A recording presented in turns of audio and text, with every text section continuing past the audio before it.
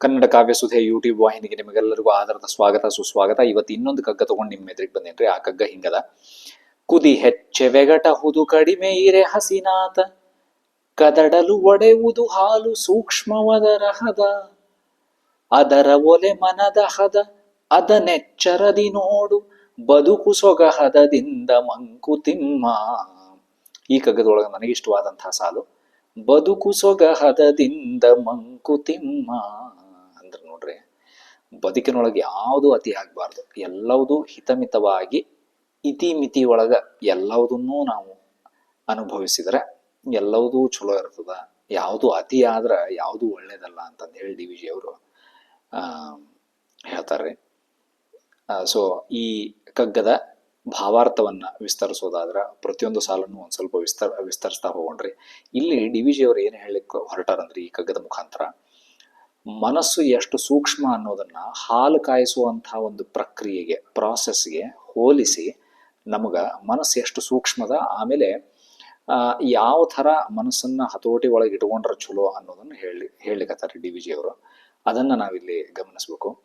ಕುದಿ ಹೆಚ್ಚೆ ವೆಗಟಹುದು ಕಡಿಮೆ ಇರೆ ಹಸಿನಾತ. ಹಾಲು ಕಾಯಿಸುವಾಗ ನೋಡ್ರಿ, ವಿಪರೀತ ಕಾಯಿಸ್ಬಿಟ್ರೆ ಸೀದ್ ಹೋಗ್ಬಿಡ್ತದ್ರಿ ಹಾಲು. ಸೀದ್ ಹೋಗಿ ಕುಡಿಲಿಕ್ಕೆ ಆಗಂಗಿಲ್ಲ, ಸಿಕ್ಕಾಪಟ್ಟೆ ವಾಸನೆ ಬರ್ತದ. ಅಂದ್ರೆ ಆ ಹೊತ್ತಿದ ವಾಸನೆ ಬರ್ತದ್ರಿ, ಆ ವಾಸನೆ ಬೇರೆ. ಹೊತ್ತಿದ ವಾಸನೆ ಬಂದ್ಬಿಡ್ತದ. ಸಿಕ್ಕಾಪಟ್ಟೆ ನೀವು ಕಾಯಿಸ್ಬಿಟ್ರೆ ಪೂರ್ತಿ ಸೀದ್ ಹೋಗ್ಬಿಡ್ತದ ಹಾಲು.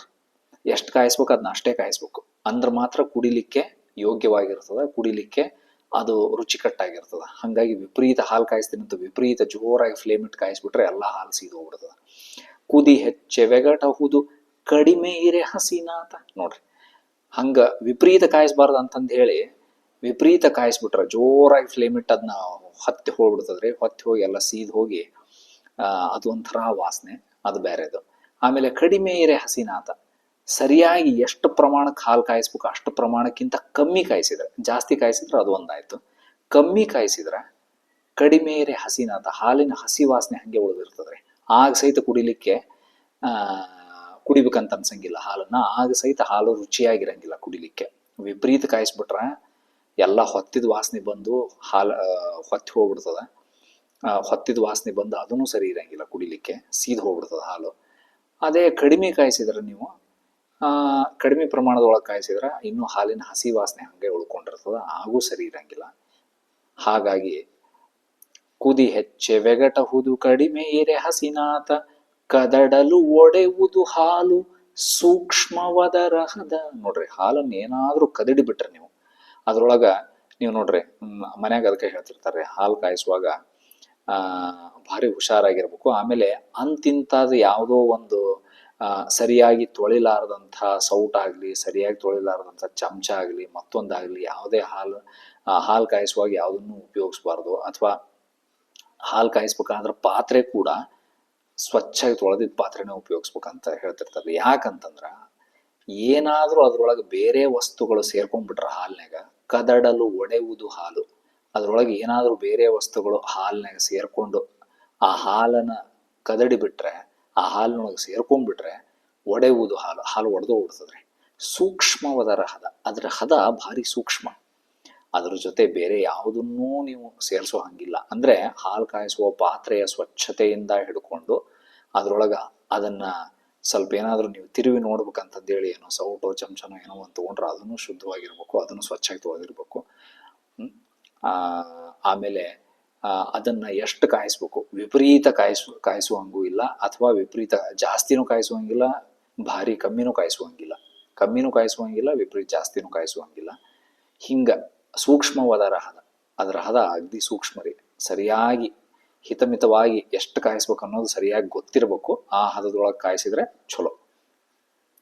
ಅದರ ಒಲೆ ಮನದ ಹದ ಅದನೆಚ್ಚರದಿ ನೋಡು.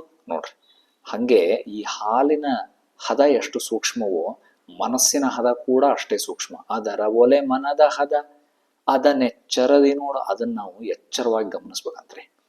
ಯಾಕಂದ್ರೆ ಹಾಲು ಕಾಯಿಸೋದು ಎಷ್ಟು ಸೂಕ್ಷ್ಮವಾದ ಪ್ರಕ್ರಿಯೆನೋ, ಹಾಲು ರುಚಿಕಟ್ಟಾಗಿ ನಮಗೆ ಕುಡಿಯೋಂಗಿರ್ಬೇಕು ಕುಡಿಯೋಂಗ ಇರಬೇಕು, ಅಷ್ಟು ರುಚಿಕಟ್ಟಾಗಿರ್ಬೇಕಂದ್ರೆ ಅದನ್ನ ಕಾಯಿಸೋದು ಎಷ್ಟು ಸೂಕ್ಷ್ಮವಾದ ಪ್ರಕ್ರಿಯೆನೋ ಅದೇ ರೀತಿ ಮನಸ್ಸಿನ ಹದ ಕೂಡ ಅಷ್ಟೇ ಸೂಕ್ಷ್ಮ. ಬದುಕು ಸೊಗಹದದಿಂದ ಮಂಕುತಿಮ್ಮ ಬದುಕು ಸೊಗ ಹದದಿಂದ. ಹದ ಒಂದು ಹದವಾಗಿದ್ರೆ ಬದುಕು, ಇತಿಮಿತಿ ಒಳಗೆ ಎಲ್ಲವುದು ಇದ್ದಾಗ ಬದುಕು ಸೊಗಸಾಗಿರ್ತದೆ, ಬದುಕು ಚಲೋತ್ನಾಗಿರ್ತದ. ಹಾಗಾಗಿ ಎಲ್ಲವೂ ಜೀವನದೊಳಗೆ ಬರ್ತಾವ್ರಿ. ಅಂದ್ರೆ ಜೀವನದೊಳಗೆ ಸುಖನೂ ಇರ್ತದ, ಕಷ್ಟನೂ ಇರ್ತದ, ಬೇವು ಬೆಲ್ಲ ಯುಗಾದಿ ಹಬ್ಬ ಇದ್ದಂಗ.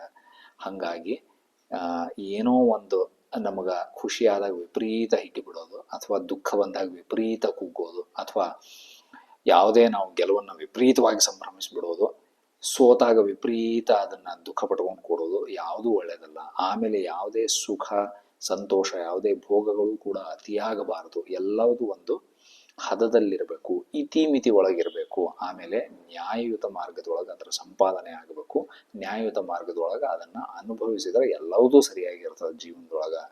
ಜೀವನಕ್ಕೆ ಅದರದೇ ಆದಂಥ ಚೌಕಟ್ಟಿರಲಿ, ಇತಿಮಿತಿಗಳನ್ನು ಇಟ್ಟುಕೊಂಡು ಜೀವನ ಮಾಡೋಣ ಅಂತಂದು ಹೇಳಿ ಡಿ ವಿ ಜಿ ಅವರಿಗೆ ಕಗ್ಗದ ಮುಖಾಂತರ ನಮಗೆಲ್ಲರಿಗೂ ಒಂದು ಸಂದೇಶವನ್ನು ಕೊಟ್ಟಾರ್ರಿ. ಇನ್ನೂ ಬೇರೆ ಅರ್ಥಗಳು, ಇನ್ನೂ ಬೇರೆ ರೀತಿ ಒಳಗೆ ಈ ಕಗ್ಗವನ್ನು ಅರ್ಥೈಸ್ಬೋದು.